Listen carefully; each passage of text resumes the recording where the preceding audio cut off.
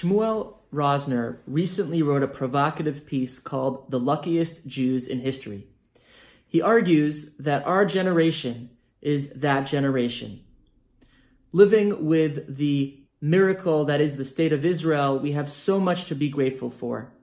Yes, there were other generations like the one living at the time of Moshe Rabbeinu or Shlomo HaMelech, even the golden age of Spain, that are good competitors for being the luckiest generation, but we have so much that we are blessed with.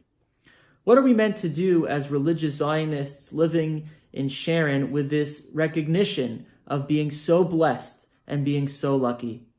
I would argue that we are meant to engage with our community and share that appreciation that we have with others and with Hashem. And we do that by showing up for Yom Hazikaron and for Yom Haatzmaut on Wednesday and Thursday night. We have two incredible evenings planned for you and your families. On Wednesday night with Yom HaZikaron, we're going to have a Tekes Ma'avar, a meaningful transition, a ritual that will take us from the sorrow of Yom HaZikaron to the celebration of Yom Ha'atzmaut. It will be run by our Benot Sheirut and our Bat Mitzvah Club. And then that will be followed by a musical Ma'ariv with instruments. It will be really uplifting and engaging. And on Thursday, we're going to have a family celebration of Yom Ha'atzmaut with Daglanut, a flag ceremony, dance for the community. And that will be followed by a Chidon HaTanach with teams, and also an art project, and that will conclude with a Israeli dinner. Please show up. Please put your gratitude to Hashem and express the feeling of being born into that luckiest generation of Jewish history by engaging with this community and taking Yom HaZikaron and Yom Ha'atzmaut seriously.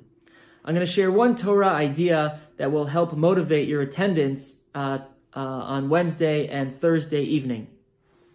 The Rabbanut HaRashit, the chief rabbinate of Israel, instituted a Haftorah for Yom Ha'atzmaut. It's actually the same psukim that are read for those of us in the diaspora who have the 8th day of Pesach. It's read on that day. It's taken from the 10th through 12th chapters of Yeshayahu, which, as we know, is a popular sefer in terms of Haftorot. And the Haftorah begins as follows: Od hayom benov la'amod yonofef yado har bat Zion giv'at Yerushalayim. This day in the place of Nov, he shall stand and wave his hand and say, "O the mountain of Zion, the hill of Yerushalayim." Who is doing the waving? What is the context here? The context is the Chazal say that this was Sancheriv who was waving his hand in a dismissive way at Yerushalayim when he was leading the Assyrian army to conquer the Jewish people. And once he caught a glimpse of Yerushalayim, he said, I've conquered greater cities than that. And so in this belittling way, he waves his hand at Sion and at Yerushalayim. And of course, Melech Hizkiyahu was the king of the Jewish people at this time, who saw the army, the Assyrian army, mounting a war against the Jewish people, about to conquer Yerushalayim. And what happened? He davened to Hashem, and a great Yeshua happened on that day. A Malach Hashem went out and struck the Assyrian troops, disempowering their force, and they had to retreat to the city of Nineveh.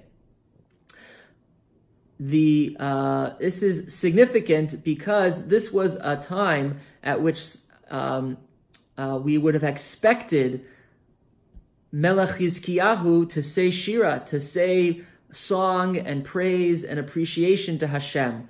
But he doesn't.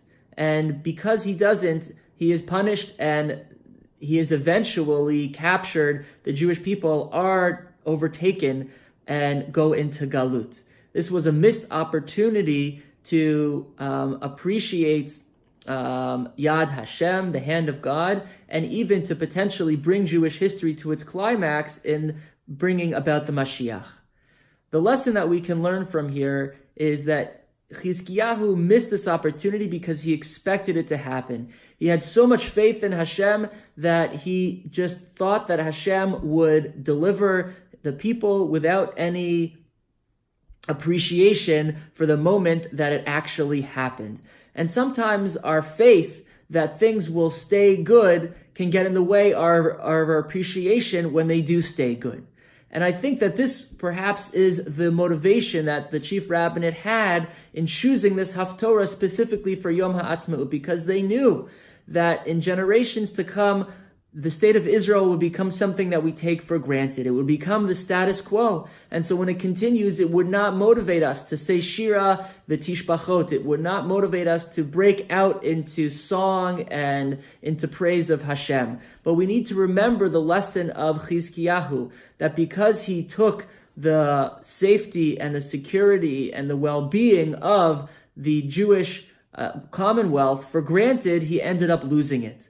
And so we as Jews living in this golden age of Jewish history, as perhaps the luckiest Jews in Jewish history, need to not take what we have in the state of Israel for granted. We need to show up to Shul. We need to sing. We need to say Hallel. We need to celebrate with our community. I look forward to seeing all of you in Shul on Wednesday and Thursday so that we can celebrate strong as a community together.